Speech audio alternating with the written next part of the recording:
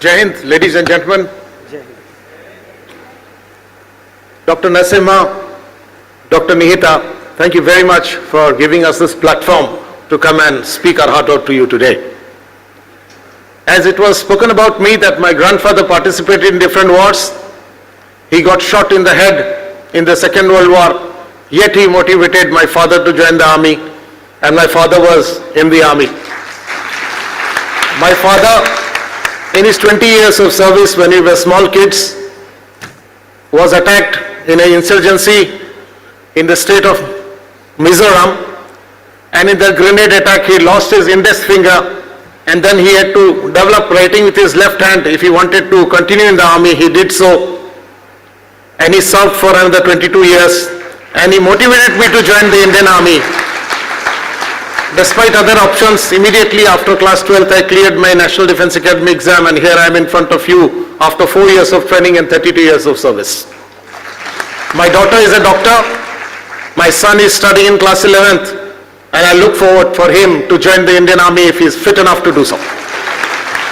Now, ladies and gentlemen, I think sometimes what inspires us families in the armed forces to join the forces generations after generations, despite knowing the challenges and the risks involved. Gentlemen, it is the Naam, Namak and Nishan. It is the honor, dignity and the respect that a soldier gets in the society in India from each one of you. This is what inspires us to continue serving in the Indian Army, Indian Navy and the Indian Air Force. Soldiering becomes a way of life for us. A soldier never dies attitude. If a soldier is living, his chest is colorful. He's got all the medals and accolades to show his valor and bravery that he has shown in the battlefield. And if he dies fighting, he gets the national flag over his body. His name is written in the golden words in the National War Memorial in Delhi, and daily thousands and lakhs of people offer their respects to them. It becomes a glamour for us. It brings a sense of pride in the family. But ladies and gentlemen, you see this glamour in 26th January parade. You see these glamours when various air shows take place. Recently it was in Chennai. But behind this glamour, there are other stories which we don't talk about, but I'll tell you something today. When a soldier joins, his age is about 16 to 17 years of age. His terms of engagement is for 15 years. As you know, we need younger army. You have seen the Kargil war, you have seen Parakram, we have realized the level of fitness that we require to combat enemies. So when he is 16 to 17 years old, he is very young, he is very energetic, he has the highest risk-taking capability, and in return he is a well-trained soldier who is very fit and looked upon by everybody in his glittering uniform. He is paid very well. His food, accommodation, high allowances, transportation and security, all is taken care of. But a time comes after 15 years, when he is 35 years old, he is married, he has got 1 or 2 children, his parents have become little older, they need attention, he needs a car, he needs a home, but he has to retire. All these allowances and facilities cease. His salary becomes half. He suddenly finds himself in mid of the ocean and thinks, where I am, what will happen? Ladies and gentlemen, this is the time when Directorate of Ex-Servicemen and Welfare, which is headed by Dr. Nitin Chandra IAS today, comes into play. A few moments before, DGR informed you how the soldiers are taken care of by taking them under various courses which empowers them to take a second career in the corporate sectors. And my role as Secretary Kendriya Sainik Board is directly responsible for looking after the kith and kin of the ex-servicemen. How to look after them. And that is the day, gentlemen, my role becomes very challenging. Now what do we do to look after them? We have various schemes which has run through the Armed Forces Flag Day Fund donations. Now what is Armed Forces Flag Day?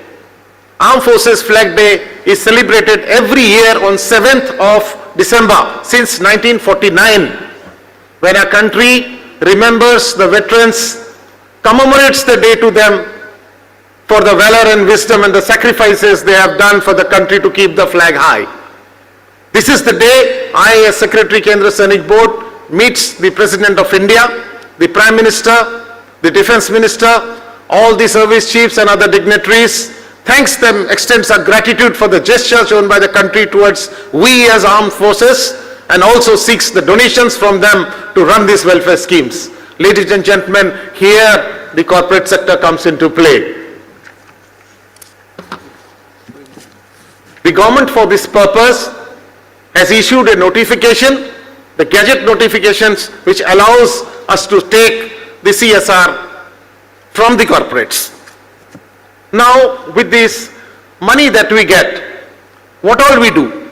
There are few schemes that we run, which you'll see on the viewfinder soon. They are very simple schemes, like the education grant, like the penury grant, those of 1971 war who did not continue, who are not getting any pension, some survival pension is given to them, marriage grant for the children. They meet with an accident at times to look after those, and likewise there are 8 to 10 schemes. We are also running parapletic centers. You remember Kargil war? We all, our heads were high, but there are many who lost their lives. There are 931 people who lost their lives. Some of them lost their limbs. They are today staged in parapletic centers in Kirki and Mohali.